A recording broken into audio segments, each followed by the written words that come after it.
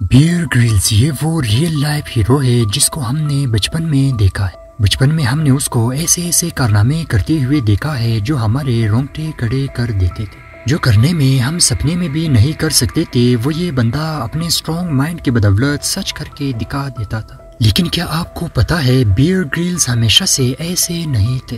یہ بندہ جو فیئر لیس اور اسٹرانگ دکھتا ہے وہ اندر سے کبھی ویک، کمزور، ڈرا ہوا، اینکشیس اور ڈپریشن میں رہ چکا ہے۔ بیئر گرلز اپنی کتاب مڈ، سویٹ اینڈ ٹیئرز میں لکھتے ہیں، ڈر آپ کو باہر سے سخت دکھنے پر مجبور کرتا ہے لیکن اندر سے آپ کو کمزور کر دیتا ہے۔ بیئر گرلز کو سب سے زیادہ ڈر تھا ہائٹس یعنی اونچائی سے، جسے ہیگروفوبیا کہا جاتا ہے۔ لیکن بیئر ہمیشہ اپنے ایپیسوڈ کی شروع اونچائی سے ہیلی کاپٹر سے چھلانگ لگاتے تھے۔ بیئر یو ایس اے کے اسپیشل فورس کے جوان بھی رہ چکے ہیں جہاں ان کو پیراشوٹ کا خوب تجربہ تھا۔ وہ کئی بار ہیلی کاپٹر سے چھلانگ لگا چکے ہیں۔ 21 سال کے بیئر نے 1996 میں زیمبیا کے ایک مشن کے دوران 16,000 فٹ کی اونچائی سے چھلانگ لگائی، لیکن اس بار ان کا پیراشوٹ نہیں کھلا۔ ڈیزرٹ کنگ ٹی وی میں آنے کا بہت بہت شکریہ۔ اس نے صحیح وقت پر پیراشوٹ کھولا تھا لیکن پھر بھی وہ نیچے کی طرف جلدی سے آ رہے تھے، لیکن جب اس نے اوپر کی طرف دیکھا تو پیراشوٹ پوری طرح سے نہیں کھلا تھا۔ اس نے پیراشوٹ کو کھولنے کی بھرپور کوشش کی لیکن یہ سب کرتے کرتے وہ زمین پر پہنچ گئے تھے۔ زمین پر پہنچنے پر وہ درخت سے ٹکرا گئے اور ان کے سامنے ایک دم سے اندھیرا چھا گیا۔ وہ زمین پر اپنے پیٹھ کے بل گرے تھے اور اسے بہت درد محسوس ہو رہا تھا۔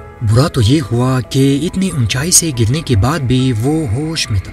وہ ہل بھی نہیں پا رہے تھے۔ وہ وہی لیٹے لیٹے زور زور سے رونے لگے۔ وہ اس انتظار میں تھے کہ ان کے ساتھی اسے بچانے آ جائیں گے۔ درد انتہائی شدید تھا کہ وہ سہ نہیں پا رہا تھا۔ وہ کہتے ہیں کہ اس درد سے تو اچھا موت تھا، لیکن موت بھی نہیں مل رہی تھی۔ آخر کار ان کے ساتھی نے اسے افریقہ کے ایک ہاسپٹل میں لے گئے۔ انہیں یاد ہے کہ ڈاکٹر نے ان کے پیٹھ میں انجیکشن لگائی اور دھیرے دھیرے ان کا درد کم ہوتا گیا۔ وہ سوچ رہے تھے کہ وہ ٹھیک ہو رہے ہیں۔ وہ دھیرے دھیرے اٹھنے لگے لیکن ڈاکٹرز نے آ کر بولا کہ وہ اب چل نہیں سکتے۔ یہ سن کر بیئر کی جیسی دنیا ہی ختم ہو گئی۔ جب اس نے اپنا ایکس رے دیکھا تو اسے صاف صاف نظر آ رہا تھا کہ ان کے ریڑھ کی 3 ہڈیاں T8، T10 اور T12 ٹوٹ چکی تھی۔ یہ انسان کی پیٹھ کی سب سے مضبوط ہڈیاں ہوتی ہیں جو کہ ایک دم سے چکنا چور ہو چکی تھی۔ پہاڑ پر چڑھنے والا نوجوان اب باتھ روم تک نہیں جا سکتے۔ اس نے کہا کہ اتنا درد ہڈیاں ٹوٹنے میں نہیں ہوئی جتنا ہسپتال میں ہڈیاں جوڑنے میں اسے سہتے ہوئے ہوئی۔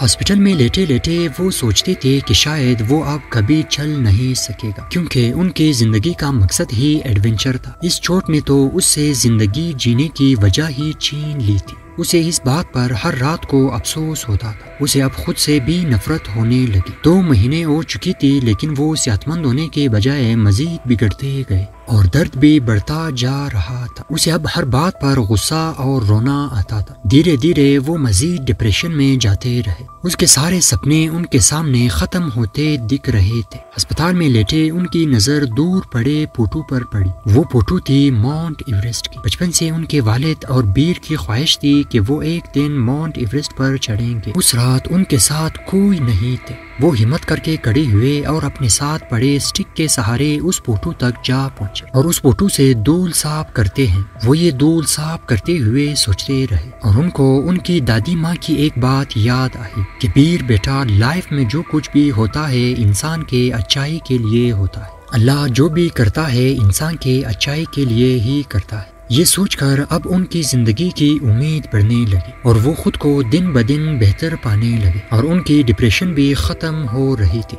بیئر گرلز کہتے ہیں زندگی ہمیں دوسرا موقع نہیں دی، لیکن اگر ایسا ہوتا ہے تو بہت زیادہ گریٹ فول ہوتا ہے۔ بیئر نے وہ ماؤنٹ ایورسٹ کی تصویر لی اور زور سے کہنے لگے، جو ہی میں ٹھیک ہوتا ہوں میں ضرور ماؤنٹ ایورسٹ کو چھو کے آؤں گا۔ ایکسیڈنٹ کے 3 مہینے بعد درد کم ہوتا گیا اور 8 مہینوں بعد ان کو ہسپتال سے ڈسچارج کر دیا۔